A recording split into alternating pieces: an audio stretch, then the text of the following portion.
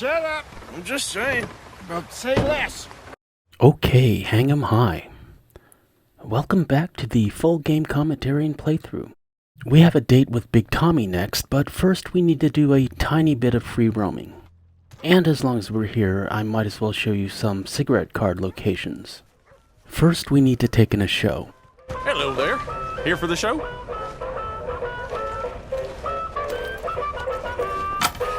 Can I buy a ticket, please?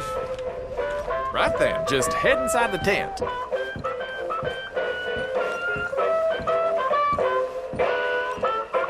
There's a cigarette cart and a premium pack under the projectionist. That's an extra 10 Deadeye points for you, which makes a difference this early in the game. You can stay for the show, but it's rather primitive, and like I said, Big Tommy's not going to beat himself up. Settlers used to tell about the woods of Massachusetts and the creatures that lived there. One summer, a bear was by the stream. Oh dear, didn't like the show? I used to be obsessed with cigarette cards, finding every location and collecting all of them. I just buy them now. And at this farmhouse you can find Leviticus Cornwall's card.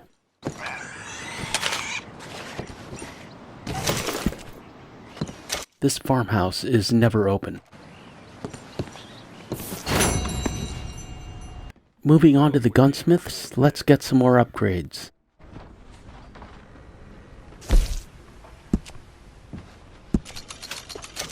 You keep treating that like your own child, all right? Good on you. You know what? I really like the look of a long-barreled revolver. I'd recommend loading up on extra ammo. And then across the street to the doctor's for some potent miracle tonic. Welcome, sir. You new patient? I only keep select items on the shelves. Gum and candies. Tonics are more of a free roam item, but you can never have too many. We'll need that potent bitters for fight night or fight afternoon because I always film during the day. Okay, maybe next time. Thanks, partner.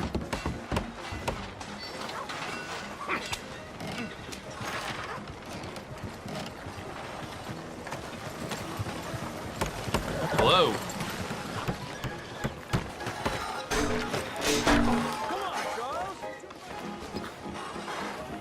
Moving on, I also always smash this board. I did it by accident first playthrough and was amazed at how I could interact with the world and break things. Now it's just become a Chapter 2 tradition.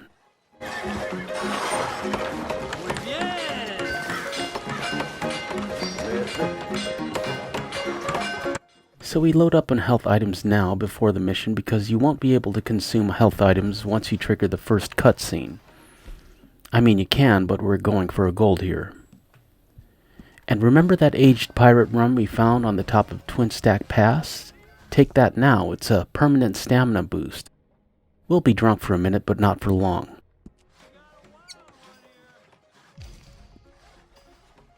Now we can go in. Drink up, ladies!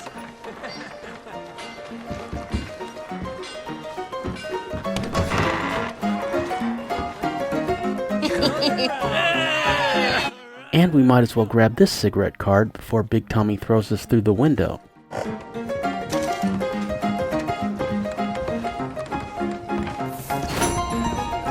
Oh! Arthur, come here, come over here. I want you to meet our friends. Pleased to meet you. Well, ain't you just the toughest teak mountain man? Now we trigger the cutscene, and just like magic, we're not drunk anymore. Also, hello Anastasia. This is a Rockstar game, and don't you forget it. And there were some early theories on Reddit that Anastasia was actually the missing princess from Van Horn, but that's obviously not true. Oh, you be quiet, Anastasia. Anyone can tell this one is a pussy cat. Exactly, yes, he's a pussy cat. Ain't that so, Arthur? Whatever you say. How much you cost, anyway? Well, ain't that a nice way to talk to a lady? Oh, I didn't know I was talking to a lady. Excuse me. Well, Look at Charles, he's so sad. Arthur chased all the girls away. I must say, I got a fine way with the women, amigo. Yeah, regular dandy and a charmer. Where's Bill? Oh, man. I dread to think about it. Hey! There he is. Watch where you're going. Take it Are you about to kiss that guy or punch him? I think it's an open secret in camp that Bill is gay, and I also think that it's not a big deal to anyone except for Bill. Oh, and we have our answer! Okay, Bill set things off, it's time to go to work. This mission is basically a tutorial on how to fight, wrapped up in a classic Western bar brawl. Remember to block and don't consume any health items. You picked the wrong town. Stop dancing around and fight! You're going down. I always collect my hat here because I'm pretty sure you take a little damage from the forthcoming chair smash, and that hat helps minimize that. What the hell's going on down here? Come here, you little greaser. You've heard this. Yeah, like I get the hell off there. Yeah.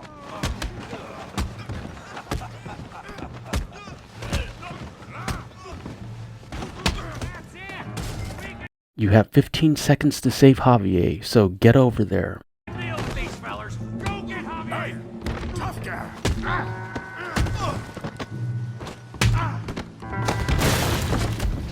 You want some too, huh? And it's not a Western if somebody doesn't get thrown through a window. I believe we have around 90 seconds to defeat Big Tommy, so go to work. Remember to block, his hits do damage and he can actually kill you if you're not careful. I hope you got more than that. Yeah, you got him now. You okay there, Arthur? Yeah. Look at Bill leaning on that post thinking about fighting and kissing. If you stretch this fight out, you get some extra dialogue and Tommy has some fancy, basically cowboy MMA moves, but we need to wrap this up. You're going down in the mud. Show 'em how we do it, Valentine. Bravo. Oh yeah. Feel that feed brain, Morgan. Put his face in the mud. Once he gets you on the ground, the fight is basically over, but you still have to fight back. Stop playing with him, Arthur!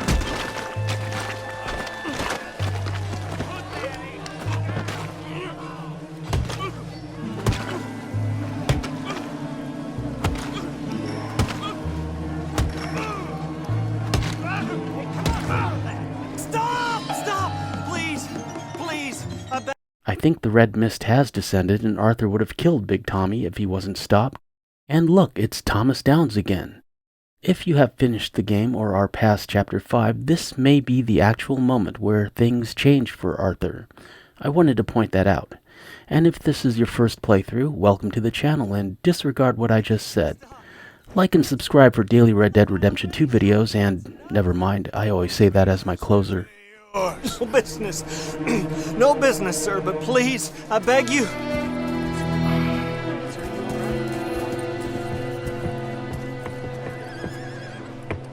Making new friends again, I see, Arthur.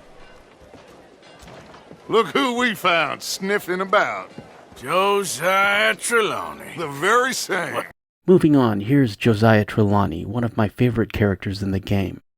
Oh, well. I thought you'd gone to New York. And miss all this glamour. You must be joking. How are you? Well, quite well indeed. I went to Blackwater looking for you gentlemen. You're not very popular there, it seems. Ah! Javier and Charles. I've missed you. Look at poor Charles's expression. Sean calls Charles sulky in a future mission, and you can really see it in his face here. It's funny, he just wanted to have a beer and flirt with some bar girls. And Bill looking as well as can be. Gentlemen, always A pleasure. And I wanted to talk a little bit about Josiah's accent. He sounds English, but he's actually American. The accent is called Mid-Atlantic or Transatlantic, and was taught in prep schools back east in the 19th and 20th century. Very popular in radio and old movies. Cary Grant, even though he was born in England, and Katharine Hepburn immediately come to mind. And more recently, Darth Vader and Princess Leia, James Earl Jones and Carrie Fisher both used this accent for their characters. Also, Fraser Crane and his brother Niles are probably the most recent examples. I can't think of anyone from this century who uses this accent. It's considered dated and snobby, but I like it. The accent suits his character and is evocative of the time period. And it's also a nice contrast with Arthur's. You're right. We ain't too popular in Blackwater. We left a lot of money there. And young Sean, it seems. Sean, you found him. Yes, I have. He's being held by some bounty hunters, trying to see how much money the government will pay them. I know he's in Blackwater, but there's talk of them moving. Well, if we step foot in Blackwater... Well, then we're dead men for sure. There'll be Pinkertons all over the place, but if he's alive, we gotta try. Yeah, of course. It's you they want, Dutch. Always is. Charles, go find out what you can, carefully. Josiah, take Javier. Arthur, go get yourself cleaned up. Join them when you're ready. Dutch is handing out a mission right now, but that makes sense because, you know, he's in charge. What does that mean? Oh, Bill, come on.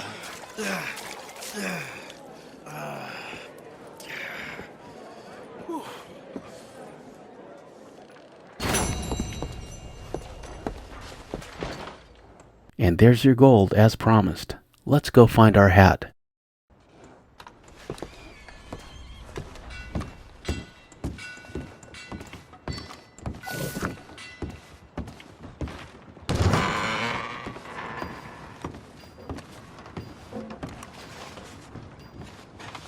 And Arthur's a mess, but not for long. Watch this.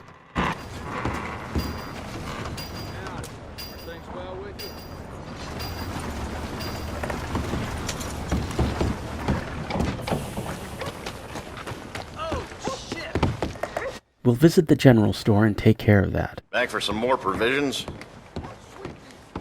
Big Tommy's still in a bad way from that fight. Thanks.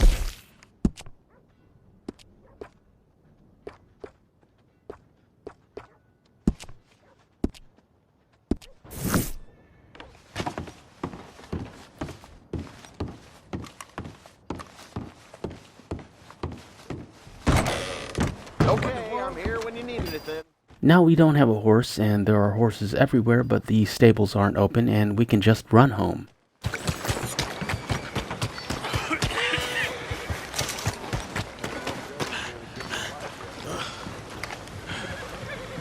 Jim Boy Calloway's in here. Let me know if you want to do that mission, I don't mind. I like Black Bell, and Flacco pretty much has my favorite cattleman in the game.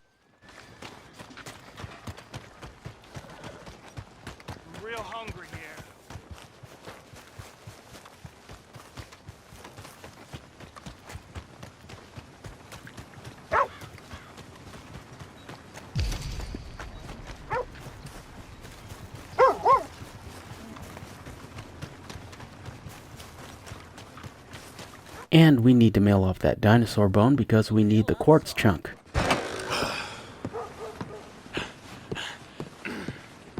Howdy. Nice to see you. What you got for me to send? Thank you. There's another cigarette card here.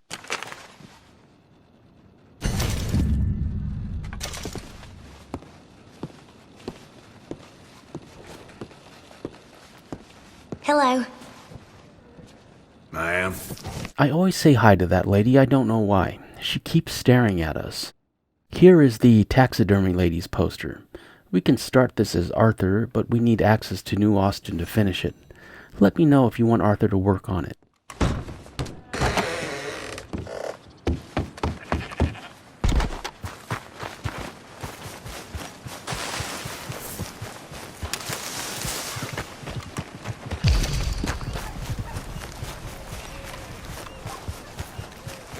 And there are some berries here.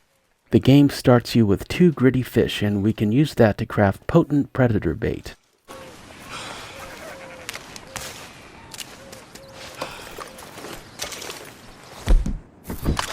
Vulture feathers sell for $2 each at the trappers. Just saying.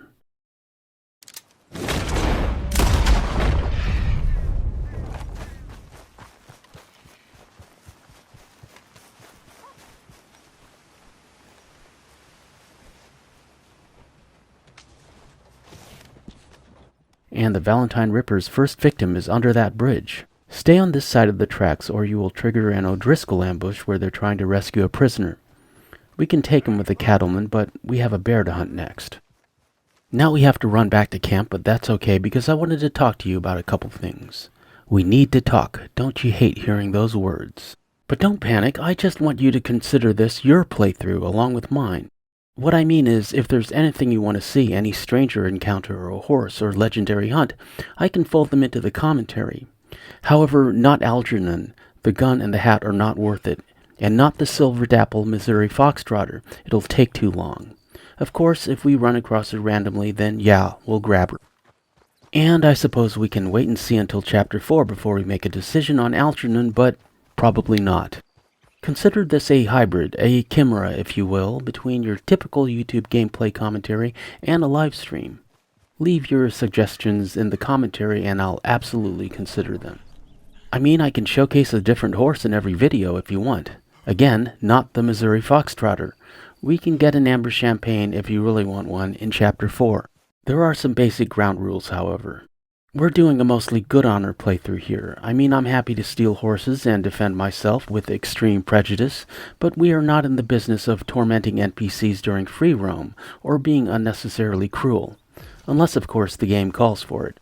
Also, the primary mission statement of this series are mission commentaries and walkthroughs, with an emphasis on gold medals. We can't get too sidetracked with master challenges or trying to achieve 100%. However, once we get past the epilogue, if you want me to continue this playlist and achieve 100% and get that final cutscene, I would be happy to. It would be fun, and that would be a great moment to share with you guys. But that is a long ways away from here, my friends. I just wanted to tell you how I'm feeling about this commentary. I love doing them, and technically they're the easiest videos I do. It's just straight gameplay with narration. Takes literal hours to render in 1080p, but it's definitely my favorite video of the week. Everything's a trade-off in life. At any rate, here's the Black Shire, and you know what that means. It's time to go on a bear hunt. I'm really glad we had this talk, and I really hope you enjoyed this commentary as much as I did making it.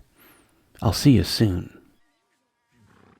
I'm Superantonio. Thanks for watching. I appreciate your views. Like, comment, share, and subscribe, and hit that notification bell for daily Red Dead Redemption 2 content, and we shall meet again. Further on down the trail. Well, ain't you just a tough-as-teak mountain man? Oh, you be quiet, Anastasia. Anyone can tell this one is a pussy cat. That loan you took. It's payday.